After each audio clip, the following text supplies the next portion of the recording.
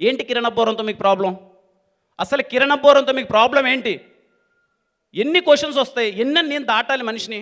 ఒకడు ఎంపీ కొడుకు అంటాడు, చెక్ చేసుకోడు. రియాలిటీ వాడికి ఉండదు. ఒకడేమో పొలిటీషియన్ కొడుకు అంట, బాగా బలిసినోడు అంట. అంటే అన్నా ఊరికి వెళ్తే చెప్తున్నా కదన్నా, కూలి పని చేసుకున్న స్థాయి నుంచి ఇక్కడ దాకా వచ్చామన్నా. ఏంటి ప్రాబ్లం? కిరణ్ అబ్బోరం ఎదగకూడదా?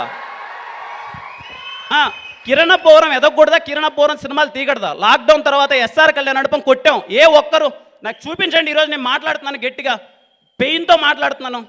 సరే మంచి సినిమా తీసా, ఎస్ఆర్ కళ్యాణ్ నడపం లాంటి సినిమా లాక్డౌన్లో థియేటర్లు ఓపెన్ అయిపోయినాయి, బ్లాక్ బాస్టర్ కొట్టింది. ఒక్కసారి నాకు ట్విట్టర్ ఓపెన్ చేసి చూడండి, ఎంతమంది సపోర్ట్ చేశారు. ఇప్పుడు నాకు ఓపెన్ చేసి చూపించండి. ఎవరైనా ట్విట్టర్ ఓపెన్ చేసి ఎంతమంది, ఎవరు, ఏ సపోర్ట్ వచ్చింది నాకు చెప్పండి. ఇప్పుడు నేను చెప్తున్నాను, అరే మంచి సినిమా చేసా ఎవడో అక్కడ, సరే నాదేదో చేసుకుంటున్నాను, నా దేవుడు పుణ్యానో, నా కష్టమో, మా అమ్మోళ్ళ ఆశీస్సులో అవకాశాలు వచ్చాయి, పెద్ద పెద్ద బ్యానర్లు వచ్చాయి, చాలా చాలా కసితో, కోపం, చాలా దాన్ని ఏమంటారు, ఏదో సాధించాలరా అన్న ఒక తపనతో ప్రతి ఒక్క రోజు కష్టపడేవాడిని, ఏదో చేయాలని చేసేవాడిని. నాకు అందరూ అవకాశాలు ఇచ్చారు, పెద్ద పెద్ద బ్యానర్లో చేశాను. నిజంగా అంత అదృష్టం, నాకు చాలా అదృష్టంగా ఫీల్ అయ్యాను. అందరం కష్టపడ్డాం, అవ్వలేదు. నేను ప్రయత్నించాను, ఒక సినిమా అట్ అయింది, ఒక సినిమా హిట్ అయింది. కానీ కష్టంలో మాత్రం నిజం చెప్తున్నాను తమ్ముడు, ఎప్పుడు లోపం లేదు. స్క్రీన్ పైన సరిగా మీకు కనపడట్లేదు అంటే నిద్ర లేక, నాకు రాక కాదు, నిద్ర లేక తలకాయ పగిలిపోయేది రోజు. ఏంట్రా నేను ఎందుకు ఇలాంటి సినిమా చేస్తున్నాను, ఏం జరుగుతుంది, ఏమవుతుంది లైఫ్లో, ఏదో చెయ్యాలి కదా, గట్టిగా చెయ్యాలి కదా అని చెప్పి మొత్తం పరితపించేవాడిని మొత్తం. మొన్న నీ వీడియో చూసా నేను, అది ఇవాళ మాట్లాడాలని వచ్చా మెయిన్గా. Not joking. నిన్న ఇంకొక అతని వీడియో చూసా, సెలబ్రిటీ గురించి రావట్లేదు, మీడియా వాళ్ళు అడుగుతున్నారు, మా బాధ అని మాట్లాడుతున్నారు. ఇక్కడ మిమ్మల్ని మీరే ప్రూవ్ చేసుకోవాలి. ఎవడో ఏదో అంటున్నాడని మీరు భయపడకూడదు. మీ టాలెంట్ ఉంటే నువ్వు సక్సెస్ అయ్యావు. ఈరోజు మీ డైరెక్టర్స్ దగ్గర టాలెంట్ ఉంటే వాళ్ళు సక్సెస్ అయ్యారు. ఇక్కడ ఓన్లీ టాలెంట్, ఎవరిని ఎవడు సపోర్ట్ చెయ్యడు. ఎప్పుడో మీరు సక్సెస్ వచ్చినప్పుడు మాలాంటి వాళ్ళు వచ్చిన అభినందిస్తాం, అంతేగాని ఈ సినిమా మీది, ఈ జర్నీ మీది, మీరు కష్టపడి చేసుకున్నారు కాబట్టి ఈరోజు కానే సినిమా ఇంత విజయం సాధించడం జరిగింది. ట్రోల్స్ మాట్లాడావు. ఒకప్పుడు మీకు అందరు గుర్తుందో లేదో, 40-50 ఇయర్స్ క్రితము పల్లెటూర్లలో ఉండేవాళ్ళు ఖాళీగా ఉండి మాట్లాడుకునేవాళ్ళు. అది ఆ ఇంటి నుంచి ఆ ఇంటికి, ఆ ఇంటి నుంచి ఆ ఇంటికి, అలా ఊరంతా స్ప్రెడ్ అయ్యేది. వాళ్ళ అదృష్టవంతులు, సోషల్ మీడియా ఆ రోజు లేదు కాబట్టి ఆ ఊర్లో ఆగిపోయింది. ఈరోజు సోషల్ మీడియాలో ఉన్నాం కాబట్టి అదే ఇప్పుడు జరుగుతుంది అంతే.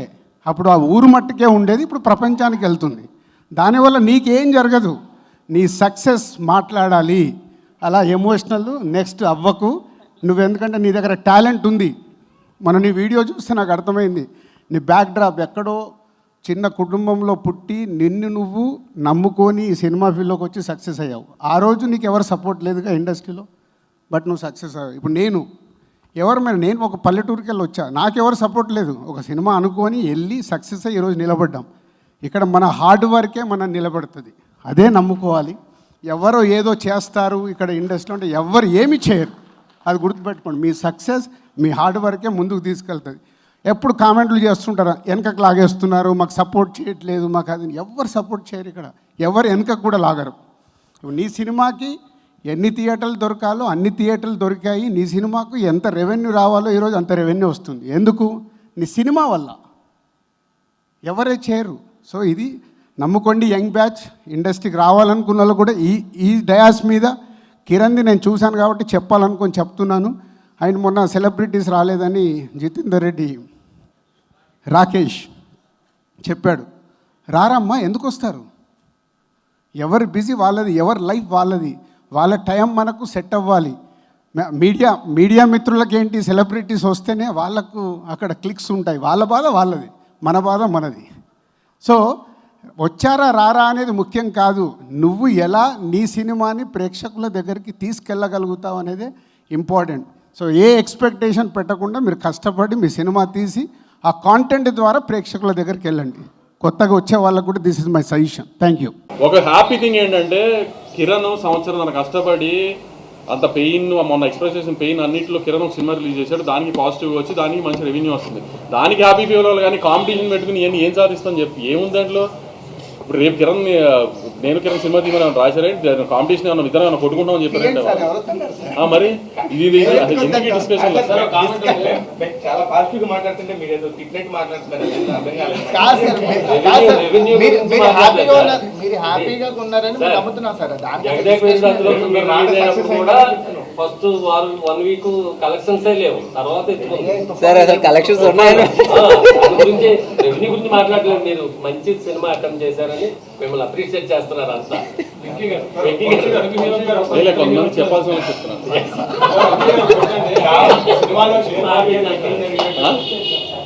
సినిమాలో షేర్ మార్కెట్ రిగ్గింగ్ జరిగినట్టు థియేటర్ రిగ్గింగ్ జరిగిందని ఒక తెలుగు హీరో అన్యాయం జరిగింది అంటున్నారు. ఈసారి ఎక్కడ జరిగింది బస్సు? ఈసారి ఏం జరగలేదు కదా. థియేటర్ కొంచెం తక్కువ చేయండి. ఎక్కడ బస్సు? ఈసారి అందరికీ న్యాయమే జరిగిందనే కదా, అందరు ఎవరు బాధపడట్లేదు. ఎందుకంటే మీరు ఎక్కువ వేసుకున్నారు. ఎక్కడ అందరికీ న్యాయం జరిగిందని కదా అందరికి. సరే ఎక్కడ ప్రాబ్లమ్ కంప్లైంట్ లేదు కదా ఈసారి. జనంలో ఉన్న మాట ఏంటంటే దిల్ రాజు గారు అమరేంద్ర చేశారు, మీరేమి చేశారు, థియేటర్లు పనిచేసుకుంటారు, కార్ని తొక్కేస్తారు అనేది ఒక టాక్ వినపడుతుంది బయట. ఈసారి అలా ఏం జరగలేదు కదా. ఈసారి అలాంటి జరగలేదని అనుకున్నా నేను. సార్ ఇంకోటి మీరు అయితే పార్ట్ 2 తీసుకుంటారు. ఇది కూడా ఒక బ్లాక్ బస్టర్. అంటే ఇప్పుడున్న మీరు తీసింది ఆ టైంలో, కానీ ఇప్పుడున్న పీరియడ్ మళ్ళీ దీన్ని పార్ట్ 2 గా చేస్తే అంటే ఒక కాన్ సినిమాని పుల్ ఆఫ్ చేయడం అంత ఈజీ కాదు, కానీ కన్విన్సింగ్గా అందరూ కన్విన్స్ అయ్యేటట్టుగా పుల్ ఆఫ్ చేసాము. ఎవరు కంప్లైంట్స్ చెప్పకుండా, ఆమెను లేకపోతే వెరీ సీమింగ్లీ అండర్స్టూడ్ ఉందని చెప్పకుండా బాగా పుల్ ఆఫ్ చేసాము. సో మళ్ళీ ఇంకొక సీక్వెల్ కాన్ సినిమా తీసి దాన్ని అంత బాగా పుల్ ఆఫ్ చేయగలిగినంత స్క్రిప్ట్ సెట్ అయితే నిజంగానే వెంకీకి అప్పుడు ప్లాన్ చేయాలి. నిజంగా తెలుగు హీరోతో తీద్దామని అడిగాను, కానీ అలా ఏం అయ్యేటట్టు కనిపించట్లేదు.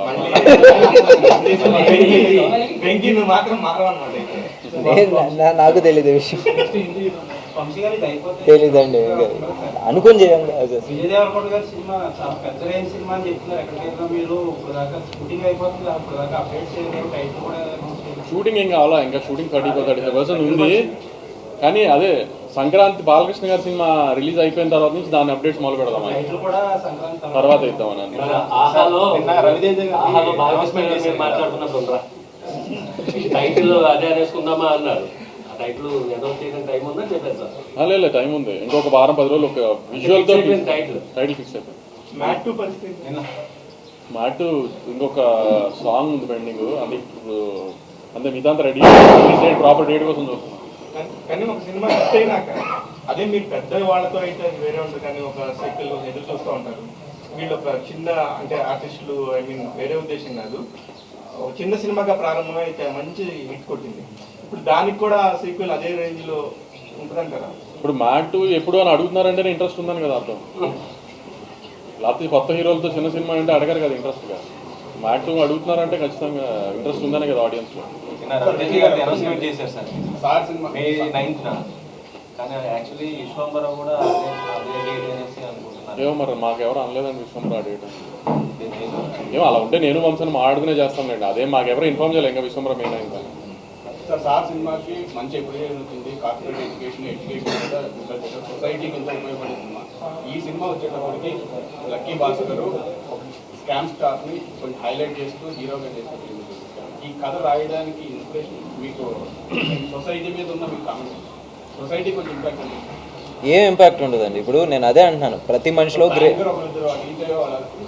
హైలైట్ చేయాల్సిన ఏం లేదండి. ప్రతి మనిషిలో గ్రే క్యారెక్టర్ ఉంటుంది. ఇప్పుడు మనం 7,000 సంపాదించే దగ్గర ఇంకొక 1,000 2,000 ఎక్కువ సంపాదించాలని అనుకునే మనిషి ప్రతి ఒక్కడు ఉంటాడు. అవకాశం వచ్చినప్పుడు అది కొంచెం అంటే మనం రూల్ దాటి మనం సంపాదించాల్సిన పొజిషన్ వచ్చినప్పుడు, మన అవసరం నిజంగా మనని ఫోర్స్ చేసినప్పుడు చేసేస్తారు.